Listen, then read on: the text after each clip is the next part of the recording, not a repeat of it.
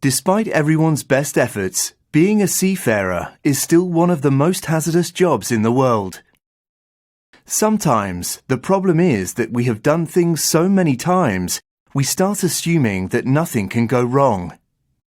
This film is to remind you of the dangers and what you, personally, can do to keep yourself and everyone else safe.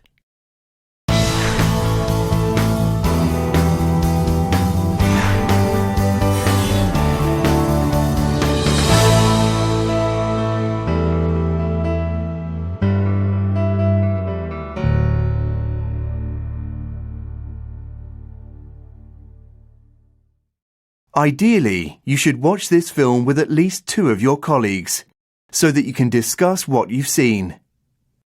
We will ask you some questions at the end of the film, so that you can reflect on what you have seen and heard. When accidents and injuries happen, there were often good procedures in place, but personal choices can make a big difference. I was working on a gas tanker. We had to chip and paint the deck.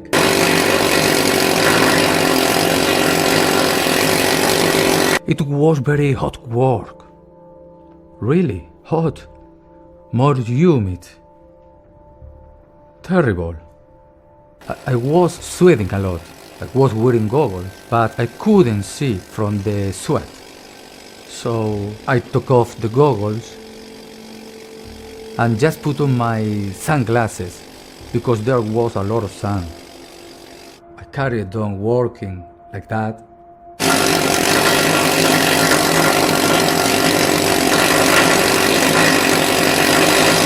But that night, my eye was hurting from the dust. I tried to wash it, but the next day it was swollen and red. I saw the chief officer and he put in some drops and some green stuff to show the dust. But the next day, it was worse. When we got to Brazil, I saw a doctor. He said, "You have to go home," because my eye was infected. The cornea of the eye is only 0.5 millimeter thick and quite soft. The thin metal particle may easily penetrate if it comes with a high speed from a rotating tool or from hammering on metal. It's not only the pain and suffering when the injury happens, but it is countless visits to the ophthalmologist the following years due to complications such as keratitis, glaucoma, cataract and retinal detachment. Often there is need for several operations. You will need your eyes the rest of your life, and you will regret it forever if you lose your sight because you did not take a minute to pick up your safety glasses. We hear the phrase safety culture a lot, but what does it mean? There is no agreed definition of the term safety culture. The International Chamber of Shipping says that there are 3 key components to developing an effective safety culture. Commitment from top management, measuring current performance and behaviour, and modifying behaviour. That may all be true, but on many ships you would soon recognise if there was not a safety culture on board. If people are not using PPE, or it is in poor condition, if the gangway is not properly rigged, if the pilot ladder is in a poor state, if security procedures are not very strict, and so on. If work areas or escape routes are partially blocked, if there is loose gear or cables lying around, causing a tripping hazard, if people stand around with their hands in their pockets, not paying attention to safety briefings and toolbox talks, then there is not a good safety culture, and this behaviour needs to be challenged. Evidence of a good safety culture is that everyone demonstrates safety awareness and responds positively to training, and that there is good teamwork and strong communication. There should also be a desire to improve procedures and maintain a good safety record. Evidence of positive safety behaviours are shown when the correct PPE is worn and when there is good housekeeping and well-maintained equipment throughout the ship. The ship's safety culture begins with the safety and familiarization tour that everyone joining a ship must be given. Familiarization training is required by both the ISM code and STCW. As a minimum, you must become familiar with emergency muster stations and alarm signals, firefighting equipment, life-saving appliances, escape routes and emergency exits. The content of your familiarization training will change depending on the type of ship and your job on board. For instance, you should also be given familiarization training for any security duties you have on board. A big part of any safety culture and a requirement of any safety management system is that accidents are properly reported and investigated. Definitions of accidents, incidents and near misses vary from one country or organisation to another. But here are some typical definitions. An accident is an undesired event resulting in harm to persons, environmental pollution or damage to physical assets. An incident is an undesired event resulting in damage to assets, equipment or the environment. A near miss is an undesired circumstance with the potential to cause harm, injury, ill health, damage to equipment or to the environment. It is probably best not to worry too much about these definitions because they do vary across the world and they are often used loosely, even in official incident reports. Let us just say that incident tends to cover most things that we didn't want to happen, and accidents tends to be used more when people have been hurt. A near miss is what it says. Nobody got hurt, nothing got damaged, but we had a lucky escape.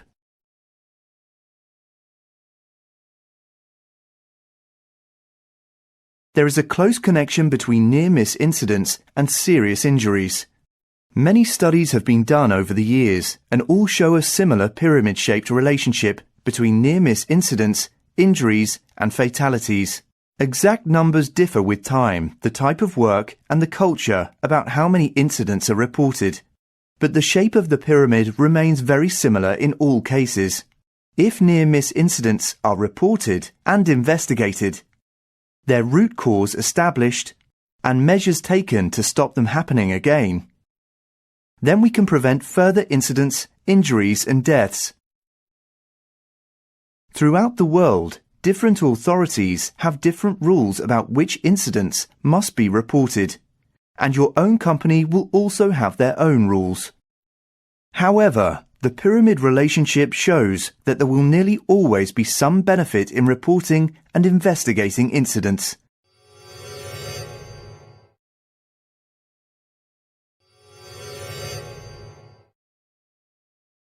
The ISM code means the International Management Code for the safe operation of ships and for pollution prevention.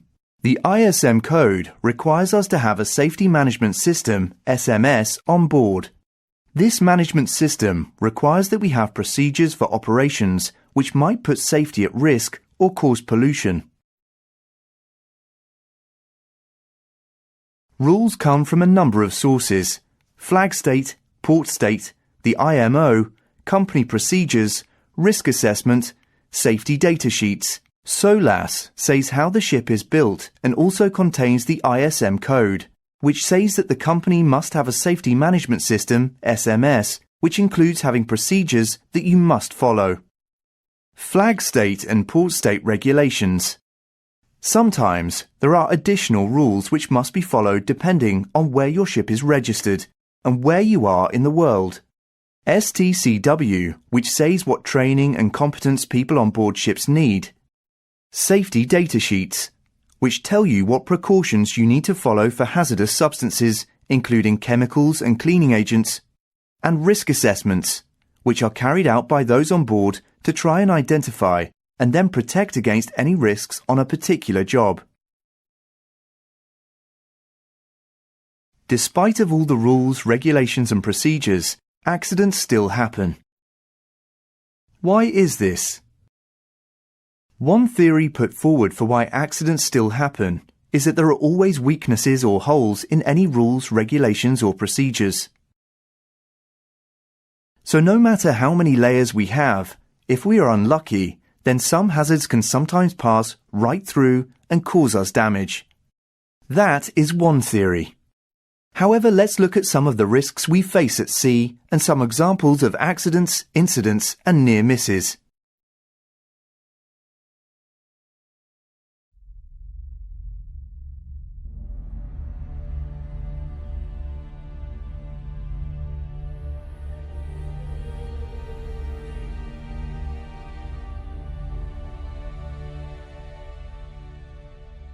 Why did this accident happen? Any chemicals, cleaning products and so on should come with a safety data sheet. This contains much more information than the basic warnings given on the label. Get into the habit of checking the safety data sheet before you use chemicals or cleaning agents. Personal safety is an issue for everyone on board, not just those working on deck or in the engine room.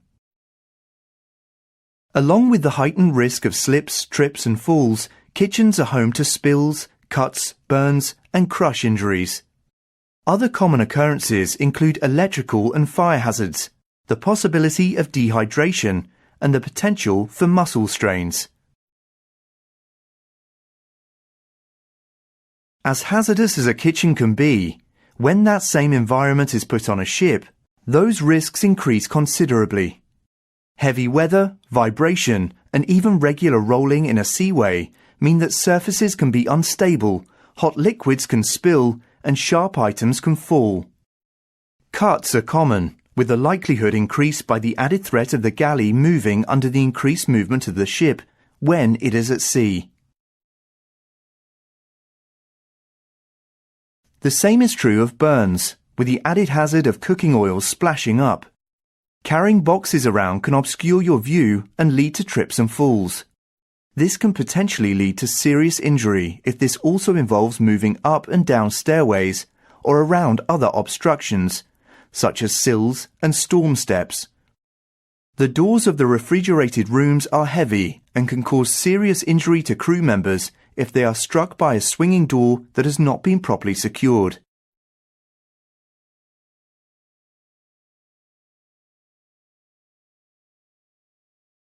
Ovens,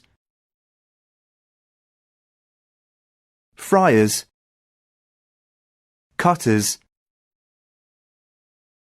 glassware, detergents and cleaners.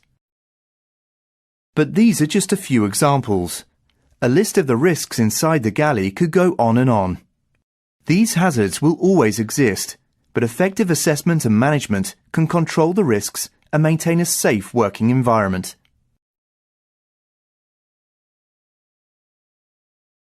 Personal safety is not just about keeping yourself safe. It is about making sure you don't hurt anyone else. You might be protected, but how might what you are doing affect others? When you use the welding set, you do not only need to think of yourself.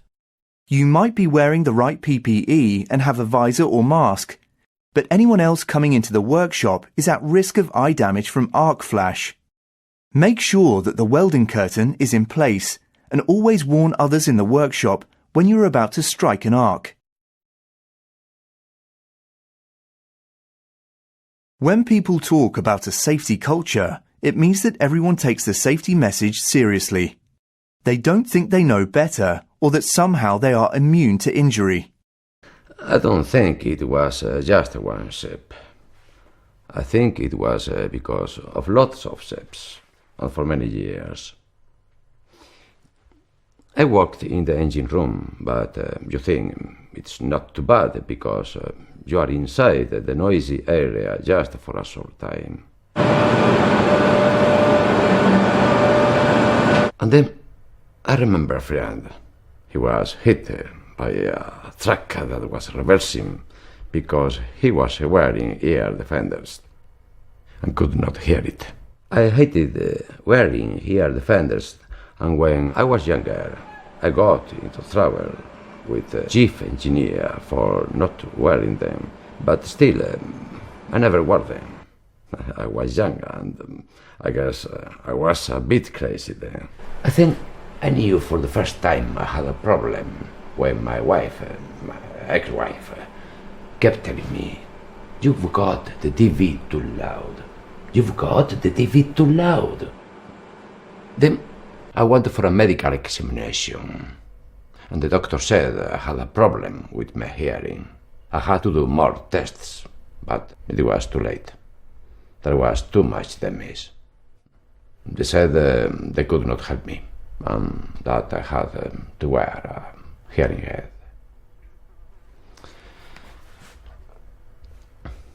But it was too bad, too much damage to my ears. And so I lost my job.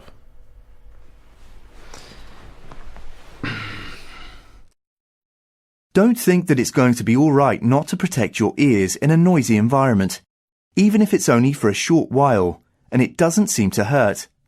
Always use hearing protection. We have already looked at all the layers of rules, regulations and procedures that are there to protect us. However, you should have also noticed that many of the accidents we've shown have been the result of people not following procedures, either because they were not aware of them or because they chose to ignore them.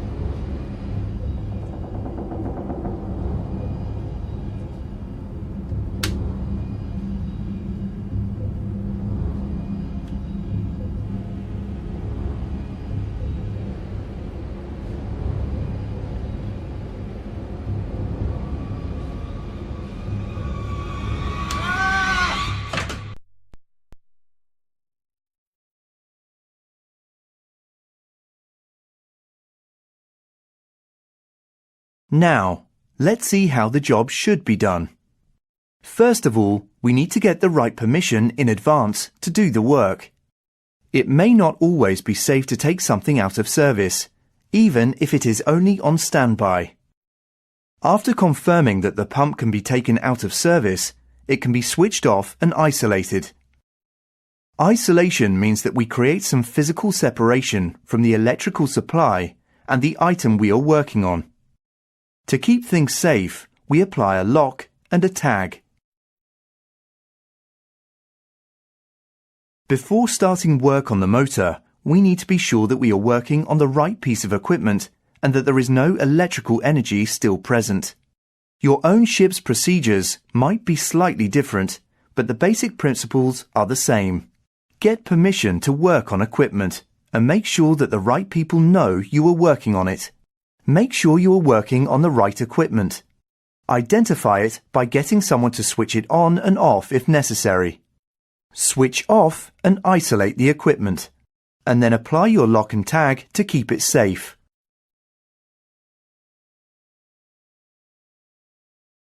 In this module, we've seen that there are many rules, regulations and procedures in place to protect you. One theory is that accidents can happen if there are any holes in these procedures, which can leave you at risk in certain circumstances. That can happen. But it is far more likely that it will be your actions that will make the difference between having an accident or not. Procedures are there for a reason. PPE is there for a reason.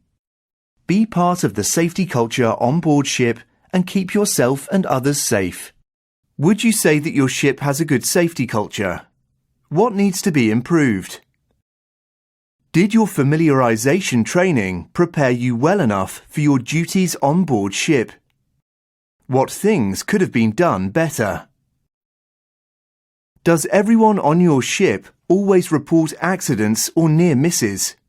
If not, why not? We saw several examples of injuries because people were not wearing the correct PPE. Does this happen on your ship? If so, when and why? What should you do if you see someone working in an unsafe way? Is there anything that stops you taking action when this happens?